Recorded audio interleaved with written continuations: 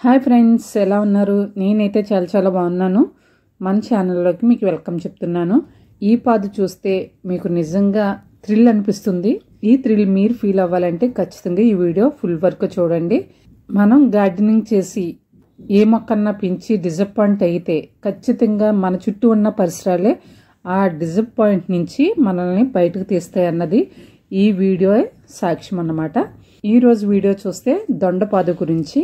ఇక్కడ చూస్తున్నారు కదా, ఇది దొండపాదు. నేను సీడ్స్ ద్వారా పెంచిన దొండపాదు ఇది. ఈ దొండపాదు వచ్చి చక్కగా గ్రో అవుతున్న టైంలో ఇప్పుడు మనం చూసేదానికన్నా చాలా ఎక్కువ పెరిగింది. ఆ టైంలో పందికొక్క అనేది కొరికేయడం జరిగింది మొదల భాగంలో. అది నేను ఆల్రెడీ వీడియో అప్లోడ్ చేయడం జరిగింది. అలా కట్ చేసేసిన ఆ దొండపాదుని నేనైతే పడేయకుండా జస్ట్ క్యాజువల్గా ఏదో పెంచిన మమకారంతో అలా మట్టిలో పెట్టడం జరిగింది. అది ఆల్రెడీ వీడియో అప్లోడ్ చేశాను కదా, అందులో ఫుల్ ఉంది. ఎవరైనా చూడాలని ఇంట్రెస్ట్ ఉంటే వీడియో లింక్ ఇస్తాను, చూడండి. ఇవి చూస్తున్నారు కదా, మొదల భాగం కట్ అయిపోయిన ముక్కని నేను అలా పెట్టాను, పడేయలేక అలా పెట్టానన్నమాట. కానీ ప్రకృతి మనకి నిజంగా హెల్ప్ చేస్తుంది అనడానికి ఈ మొక్కే నాకైతే సాక్ష్యం అన్నమాట. చక్కగా రూట్స్ అయితే వచ్చాయి.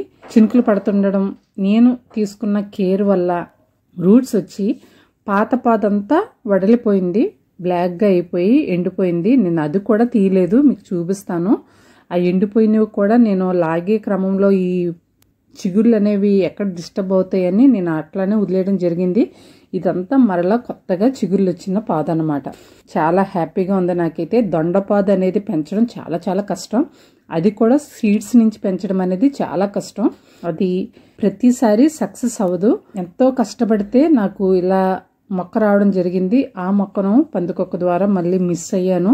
కానీ ఈ ప్రకృతి ద్వారా మరలా అది చిగులు రావడం అనేది అవసరం అన్నమాట. వేరు లేని కొమ్మని మట్టిలో ఉంచితే ఇలా చిగులు రావడం అనేది నిజంగా అవసరం. పాత వీడియో బిట్ కూడా మీకు చూపిస్తాను ఈ వీడియోలోనే. చూస్తున్నారు కదా, ఎండిపోయిన దొండపాదు కూడా నేను కట్ చేయలేదు, ఎందుకంటే డిస్టర్బ్ అవుతుంది. ఆ ఎండిని తీసేస్తే కొత్తగా వచ్చే చిగుర్లు కానీ ఆ మొదల భాగంలో వేర్లు లేవు కదా, అది కానీ ఊడొచ్చేస్తుందేమో అన్న ఫీల్తో నేను అలాగే వదిలేయడం జరిగింది. మరలా ఎక్కడ పందికొక్క కానీ ఉడతలు కానీ డిస్టర్బ్ చేస్తాయేమోనని నేను ఒకవైపు వాటర్ బాటిల్, ఒకవైపు కోకోనట్ షెల్ పెట్టడం జరిగింది. పోయిందనుకున్న మొక్క, చనిపోయిందనుకున్న మొక్క, పాడైపోయిందనుకున్న మొక్క మరలా తిరిగి చిగుర్లు వస్తే ఆ గార్డెనర్కి ఎంత హ్యాపీగా ఉంటుందో నేను చెప్పనక్కర్లేదు. మొక్కలు పెంచే ప్రతి ఒక్కరికి తెలిసిన విషయమే. పందికొక్కలు కొరికేసినప్పటి నుంచి ఈ మొక్కనైతే ప్లేస్ కూడా నేను మార్చలేదు, ఇలానే ఉంచేసాను. లాస్ట్ వీడియోలో ఎక్కడుందో ఇప్పుడు కూడా అక్కడే అలానే వదిలేసాను. ఇది చూస్తున్నారు కదా, ఇది పాత వీడియోలోని బిట్ అన్నమాట.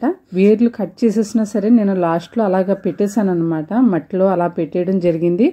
అది ఆ పాదు అలా వడిలిపోయి పక్క నుంచి లైట్గా చిగురు రావడం జరిగింది. నేను స్టార్టింగ్ తీద్దాం అనుకున్నాను, ఎందుకులే కొంచెం గ్రో అయిన తర్వాత వీడియో పెడదామని నేను వెయిట్ చేశాను. ఇప్పుడైతే ఆ కోకోనట్ షెల్ పక్కకు తీసేసి, బాటిల్ కూడా పక్కకు తీసేసి, రూట్స్ బయటికి కనిపిస్తున్నాయి కాబట్టి మరింత గార్డెన్ సాయిల్ వేస్తున్నాను. ఇప్పుడైనా నాకు టెన్షన్గానే ఉంది. మా ఏరియాలో కొంచెం ఎలకలు, పందికొక్కులు, ఉడతలు, కోతులు ఇలా చాలా ఎక్కువ అన్నమాట. అందుకని కొంచెం కేర్ఫుల్గా పెంచాలి మొక్కల్ని. మళ్ళా కోకోనట్ షెల్ మొక్క ఉంది కదా, అది పెట్టేస్తున్నాను. అంటే రూట్స్కి ఇబ్బంది కలగకుండా ఉండడానికి, రూట్స్ని ప్రొటెక్ట్ చేసుకోవడానికి నా ప్రయత్నం అన్నమాట. ఇటువైపు బాటిల్ పెట్టేశాను. ఇలా నేను ప్రొటెక్ట్ చేసుకుంటున్నాను. ఎనీవే, మనం పచ్చదనాన్ని ఇష్టపడితే ఆ ప్రకృతే మనకి హెల్ప్ చేస్తుంది అన్నది ఈ మొక్క ద్వారా నాకైతే చాలా బాగా అర్థమైంది. మరి ఈ మొక్క నచ్చి, ఈ వీడియో నచ్చిన వాళ్ళు లైక్ చేయండి, షేర్ చేయండి. మరిన్ని వీడియోస్ కోసం సబ్స్క్రైబ్ చేసుకోండి మన ఛానల్ని.